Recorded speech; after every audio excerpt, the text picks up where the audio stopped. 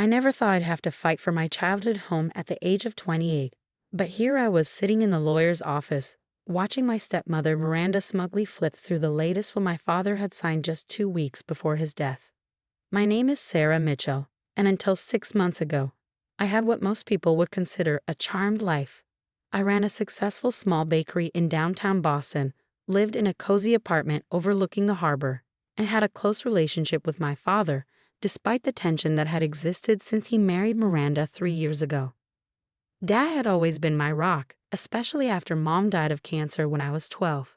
For 10 years, it was just the two of us in our beautiful Victorian home in Beacon Hill. He threw himself into raising me alone, never missing a school event or dance recital.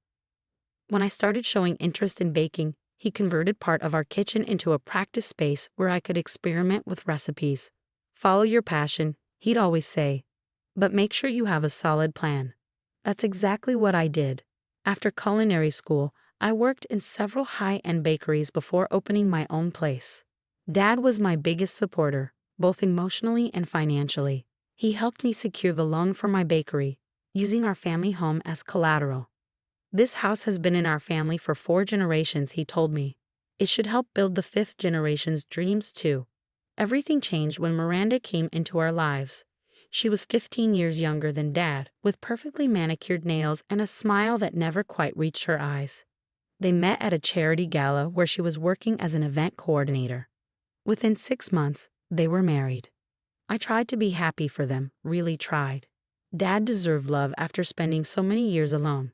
But something about Miranda set off warning bells. Maybe it was the way she casually mentioned how outdated the house was and how they should sell it. Or how she'd make subtle digs about my career choice, always with that plastered-on smile. A bakery is such a quaint business, she'd say during family dinners. But don't you think you should aim higher, Sarah? Your father's position in the financial world could open so many doors. Dad would usually change the subject during these moments. He hated conflict, always had. But I noticed how he started becoming more distant, our weekly dinners becoming monthly, then barely at all. When I did see him, he looked tired, worried. I should have pushed harder to find out what was wrong. The diagnosis came like a thunderbolt on a clear day. Pancreatic cancer, already stage 4. 3 months at most, the doctors said. Dad handled it with the same quiet dignity he approached everything in life. But Miranda changed almost overnight. Gone was the subtle manipulation, replaced by open hostility whenever Dad wasn't in the room. I'd come to visit and find her whispering to him, stopping abruptly when I entered. Documents would quickly be shuffled out of sight. But most worrying were the new people suddenly always around. Lawyers I'd never seen before, financial advisors who weren't from Dad's firm.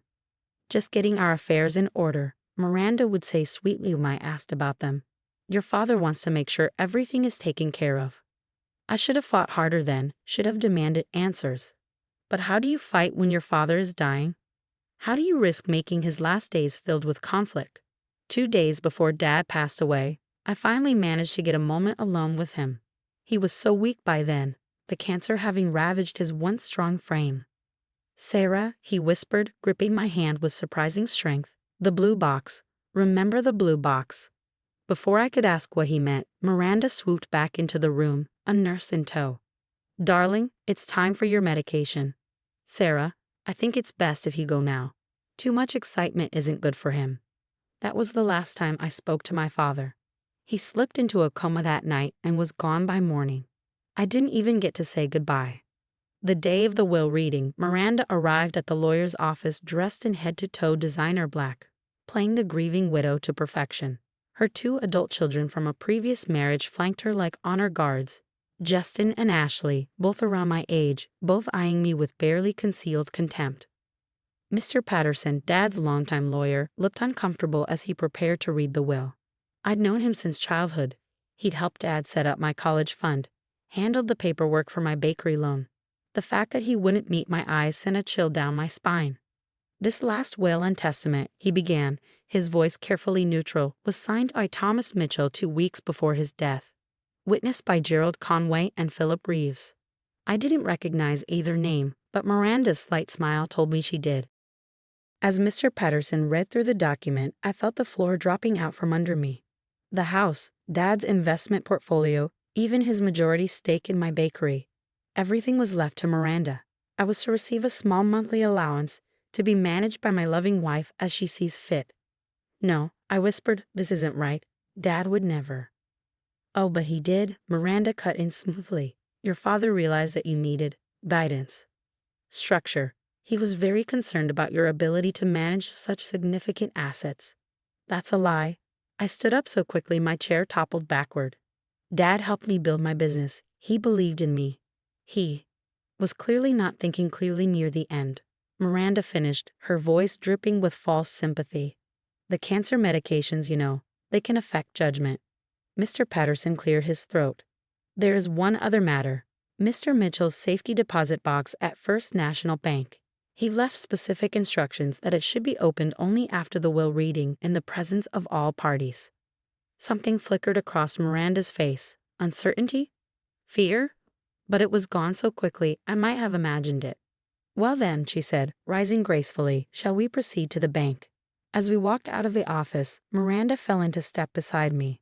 I've been thinking, she said quietly, so only I could hear. That old house really is too big for just me. I'll probably sell it. Unless, of course, you'd like to rent it. At market rate, naturally. I stopped walking, my hands clenching into fists. That house has been in my family for generations. Her smile was pure poison. Not anymore, dear. Not anymore.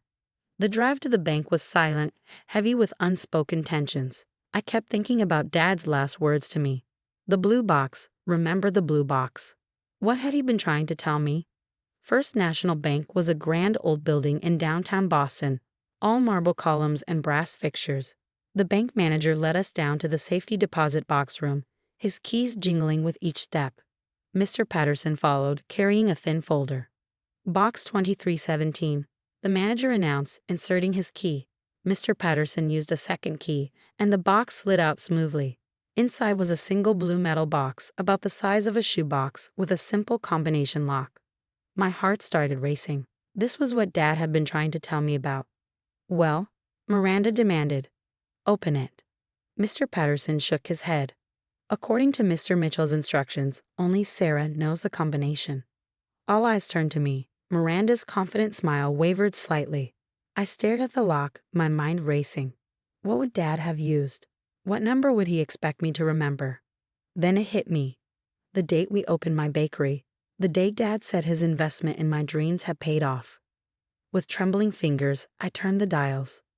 0 to 41 to 7. The lock clicked open. Inside the box, neatly organized, were several envelopes and a USB drive. But what caught everyone's attention was the small voice recorder sitting right on top, with a post-it note in Dad's handwriting. Play me first. I picked up the recorder with shaking hands and pressed play.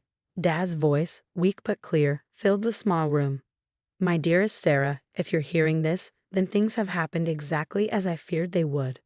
Dad's voice, though weakened by illness, carried the sharp intelligence I remembered from my childhood. If you're listening to this recording, it means Miranda has done exactly what I suspected she would. Convinced me to sign a new will in my final days. I heard Miranda's sharp intake of breath beside me as Dad continued. What she doesn't know is that I've been documenting everything since the day she first suggested I update my will. The USB drive in this box contains video recordings from hidden cameras in my home office, showing Miranda and her lawyer discussing their plans while they thought I was sedated. You'll also find copies of emails between them, discussing how to manipulate me when the medications made me confused. Miranda lunged for the box, but Mr. Patterson smoothly stepped between us. Please continue playing the recording, Sarah. There's more, Dad's voice went on. In the green envelope, you'll find the real will I signed and had notarized 2 months ago, when I was still clear-headed. Mr. Patterson has the original in his office safe. In the blue envelope is documentation of every cent Miranda has embezzled from my accounts over the past year, including transfers to offshore accounts in her children's names. This is ridiculous, Miranda sputtered, her composure finally cracking. He was delusional at the end. Everyone knows that. But Dad had anticipated this too. I know Miranda will claim I was confused or delusional. That's why the yellow envelope contains sworn statements from my doctors, confirming that I was mentally competent until the final week of my life. The new will she forced me to sign is dated 2 weeks before my death. but hospital records show I was already on heavy sedation by then. The bank manager, who had been watching silently, spoke up. Should I call security, Mr. Patterson? Yes, the lawyer replied calmly. And the police? I believe they'll be very interested in this evidence. Miranda's face had gone from white to mottled red. You can't prove anything. It's all lies from a dying old man, who was a legendary financial investigator known for exposing fraud. I cut in, my voice steady despite my racing heart. Who taught me everything he knew about following money trails and spotting cons? That dad. Justin and Ashley, who had been edging toward the door, found their escape blocked by two burly security guards. Mr. Patterson was already pulling documents from the box, his expression grim as he scanned their contents. The real will, he announced, holding up a thick document, leaves the house and the majority of the estate to Sarah, with reasonable provisions for Miranda's comfort during her lifetime, provided she had not attempted to alter the inheritance, which, given recent events, are now null and void. Dad's voice crackled from the recorder again. Sarah, sweetheart, I'm so sorry for the pain this must be causing you. I wanted to tell you everything, but I needed Miranda to believe she had one. You always said I watched too many spy movies. His weak chuckle turned into a cough. The house is yours, as it should be. The bakery is yours. Everything I worked for is yours. And Miranda. We all turned to look at her as Dad's voice hardened. Miranda, if you're hearing this, remember what I told you the day we met. That the most dangerous mistake a con artist can make is underestimating their mark. Consider this your final lesson. The next hour passed in a blur of police statements and formal accusations.